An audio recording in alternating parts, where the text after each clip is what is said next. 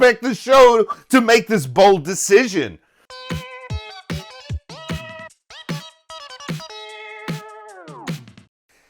Okay, and now we're joining back in with My Hero Academia, because I just want to see who wins this cavalry battle. You know, the teams that climb up on each other's backs and they play like they're mounted warriors. And one of the comments told me that this is kind of a common competition in schools in anime, depicted in anime, which could lead one to infer that maybe this is not an uncommon kind of competition in schools in Japan. So I don't know, but it's an interesting game. Someone told me they used to play a game similar to this in the swimming pool. Yeah, we did too growing up. We called it chicken fighting, though.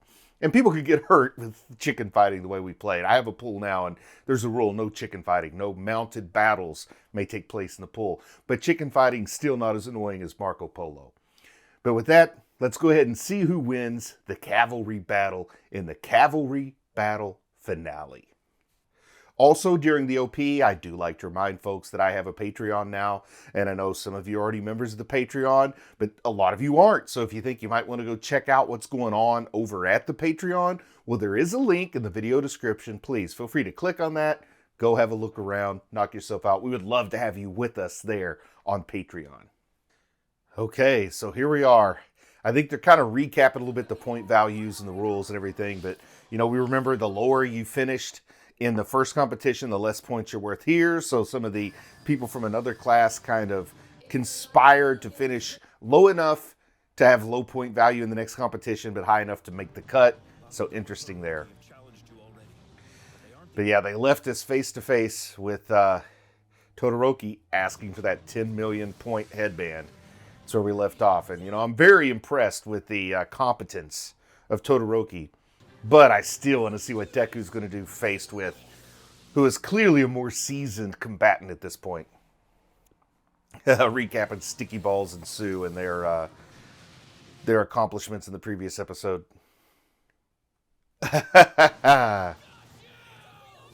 Battles going in every direction.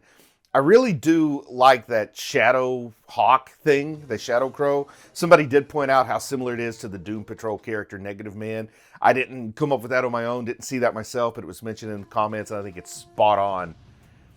All right, let's see if they're going to take us where they left us off at the last episode now that we've gotten the title card. Sue and Mineta locked in darkness. Oh, so they've lost their points. So if you keep your headband on to the end of the competition, do you get the points depicted on your headband? Like, can Deku win just simply by holding on to his headband? I don't know the rules quite as well as I should.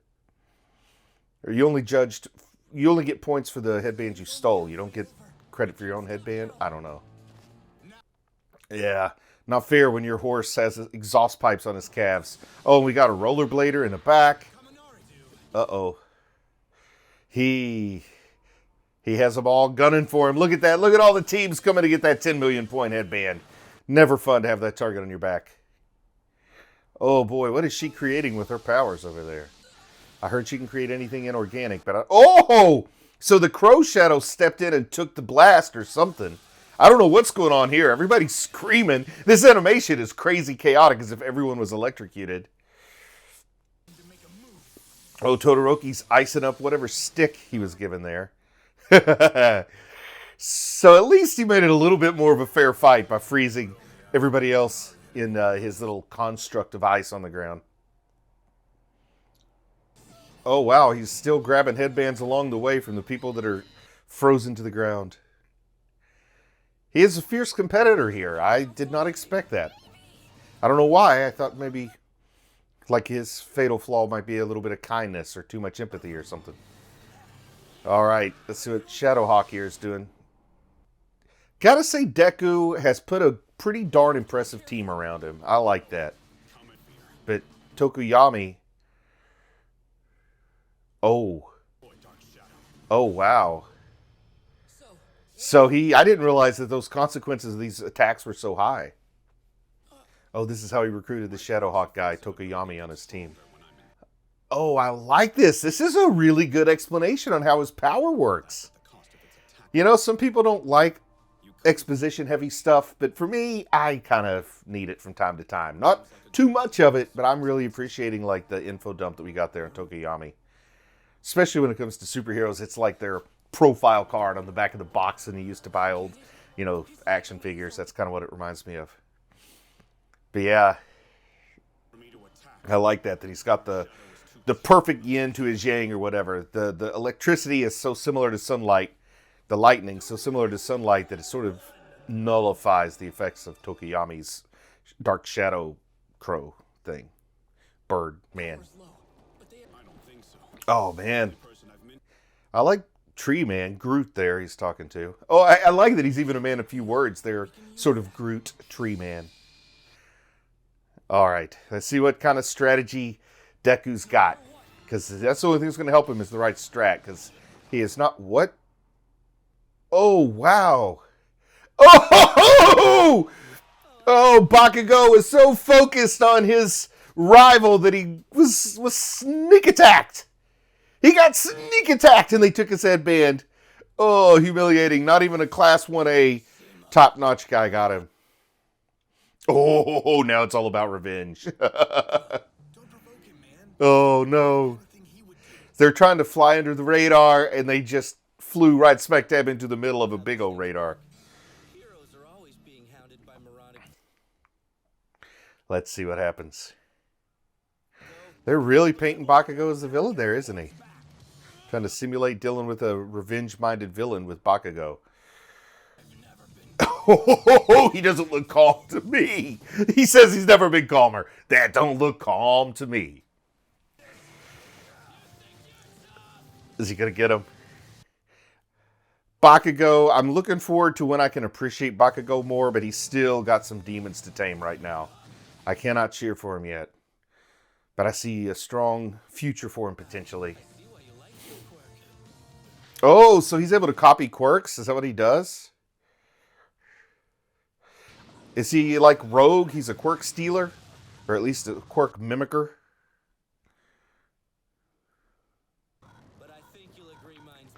Oh, wow. Whose power did he just take then? Oh, it's the hardening power. Yeah, he is like Rogue. I love that. That's one of my all-time favorite powers for a character, is that leech type power. Copy. I like that name. Copy. You know, classically it's Rogue, but there's also like Metamorpho. There's others out there. I don't know if Metamorpho's right, but... Super Adaptoid. That's what I'm thinking of, not Metamorpho. Super Scroll, of course. Another one kind of in that category.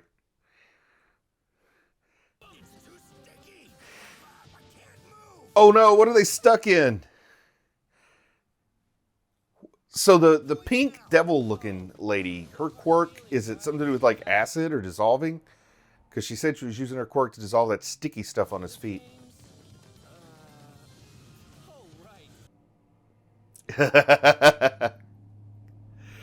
Oh boy. They are rubbing it in. He's got to tame his demons if he's going to be effective. But boy, it's fun watching his demons get the better of him in this moment. I want to see how this blows up literally when Bakugo is involved. A strategy can literally blow up in your face. So let's see how his exploding powers blow up in someone's face here.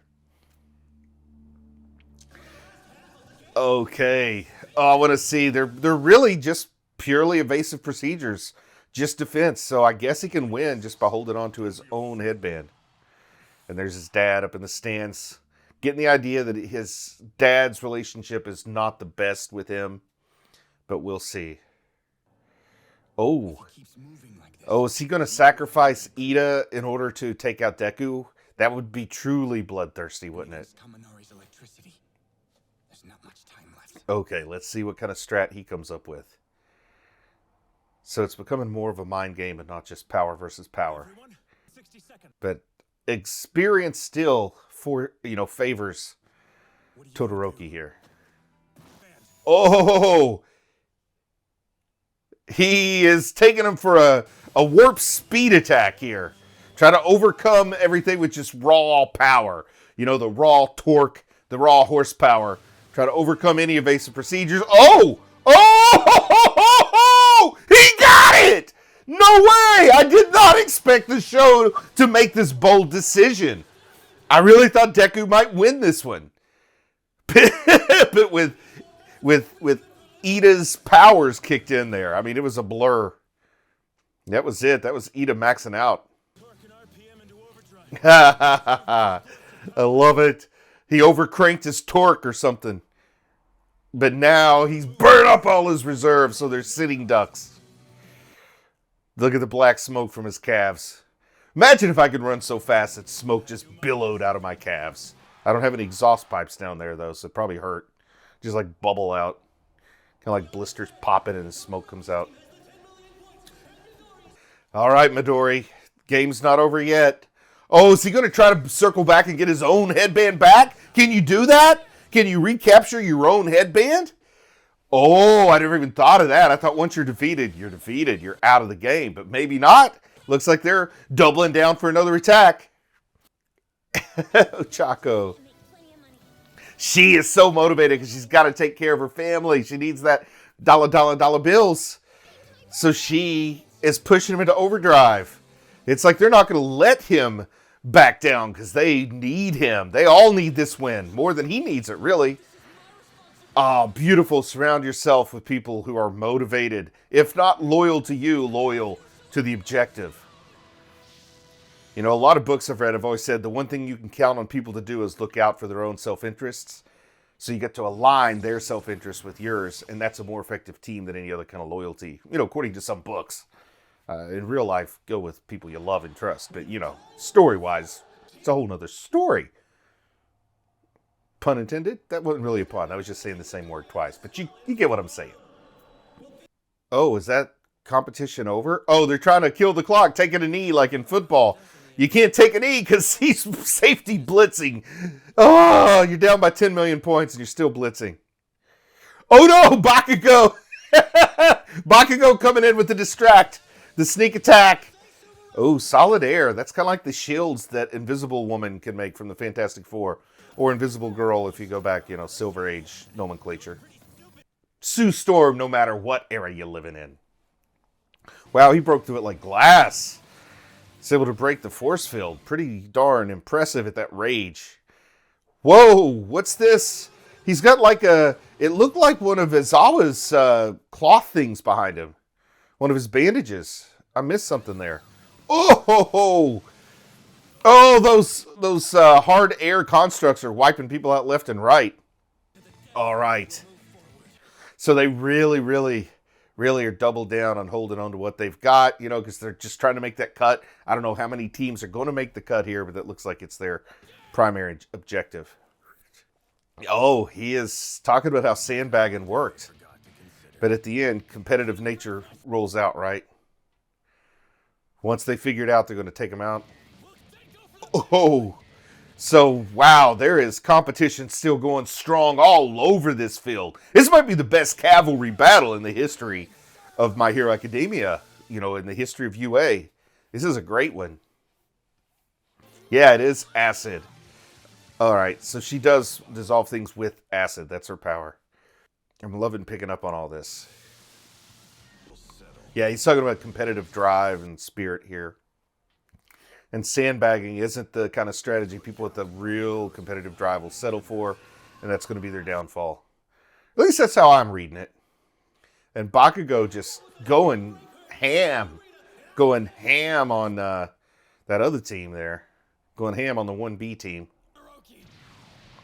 All right, now he wants to make it a three-way battle, this battle against the two toppers. And this might be the first time I've seen Todoroki activate fire, right?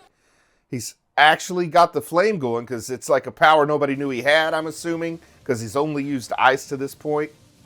Oh, he just realized he's using his power that he inherited from his father, I would assume, the fire, since it's, you know, his dad up there, Flame Face. Got a flaming beard and mustache, for heaven's sake. That's a fashion statement. Oh, how did he do that? And he only got his points back. He didn't bother taking the other ones away, did he? Of course, his are worth so much. Doesn't even matter. But I guess he was distracted with his, like, reverie about his father and how he did not want to be like his father. But in that moment, his more base urges came out and he saw Oh, he only got the 70-point bandana. Oh, sweet move. He out-mind gamed him. Ha ha. I told you the winner would be a mind game winner. But not only does he have the impressive power set, Todoroki has some kind of experience. I mean, it shows clearly that he is not an inexperienced guy. He's picked things up along the way that these other folks don't have. Oh, the final 10 seconds. Are we going to see a buzzer beater? Oh, no! Oh, they're pulling out all the stops. And then here he comes from this side. And there he comes from... Oh!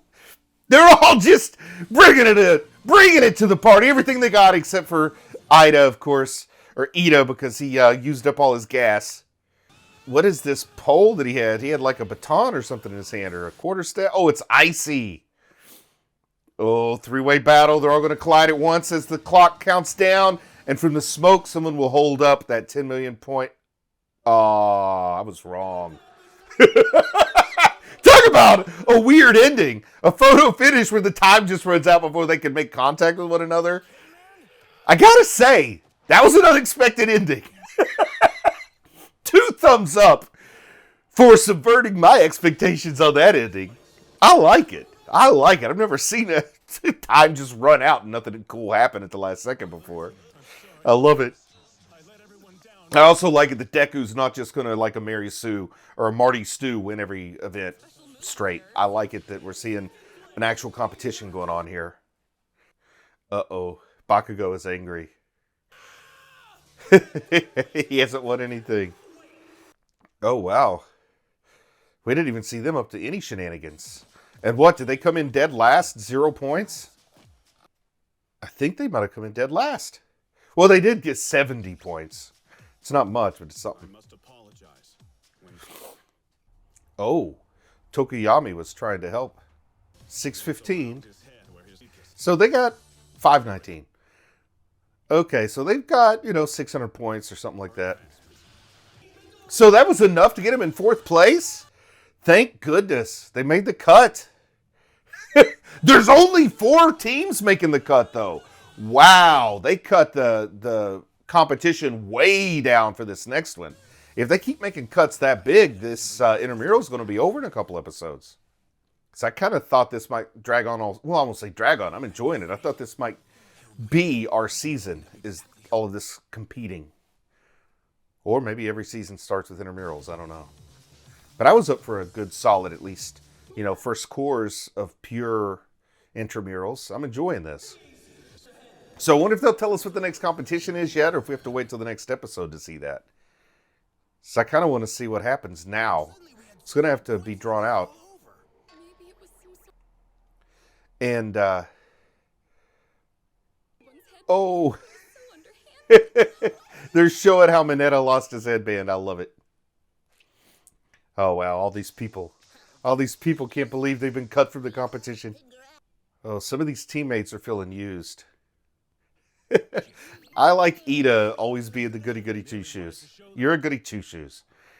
I kind of wonder how that phrase came around. Like, did bad people just wear 1 shoe and good people used to wear 2, and that's where the phrase goody two-shoes came from? Like, if you saw a 1-shoe person, you cross the street, try to get as far from them as you could, but somebody with 2 shoes, you're like, cool. I'll follow them around. They're goody two-shoes. Maybe not. Just speculation. Oh, what's going on here? Is there some strategizing behind the scenes, or is it just an apology for the Flames, or what's going on here? Oh, I want to see how this interchange plays out. All Might chatting with Endeavor. Ooh, that was a flamey stare. That was a hot gaze. Fun. The Cavalry Battle. I had 3 or 4 guesses on how it could turn out. But if you'd given me maybe 5 or 6, maybe give me 100, I probably wouldn't have thought of time running out as they're trying to go for their buzzer beater and everybody just fizzles out. It was kind of a bold decision to make, but they got us, so that now we don't know what to expect. Nothing's a foregone conclusion. There will be some familiar tropes to keep us happy, but there's still room for the unexpected to happen, which is essential. If you go into the intramurals and you 100% know how things are going to turn out, as will happen sometimes in predictable stories, then it becomes kind of boring. and you can't always enjoy the action. I'm really into the action now, especially with this competition proving to me that it can end in any possible fashion. So let's just enjoy this ride and go on. I'm loving the hero versus hero competition. I could just watch this kind of stuff for a whole season. Like if all 26 episodes, or however many episodes there are, if they were all intramurals, I'd probably be into it. But I'm starting to feel like this is going to wrap up soon, and we're going to maybe start exploring the Todoroki Endeavor relationship this season. Could be wrong. Whatever we explore, they've done an excellent job so far. Still loving the show. And with that, I'm going to say I'm proud of you for watching anime, and I'll talk to you again soon. And now, updates from the UA Sports Festival. The first generation heroes will be moving on to the final tournament. I'm so proud of you! You worked so hard! The final round! I just want to say a big thank you to everyone who supports the channel on Patreon. It really means a lot to me. If you might be interested in Patreon perks like early access to videos, uncut reaction videos, ad-free videos, and the opportunity to vote on which anime will be covered in the future, then click on the link in the video description. Thank you.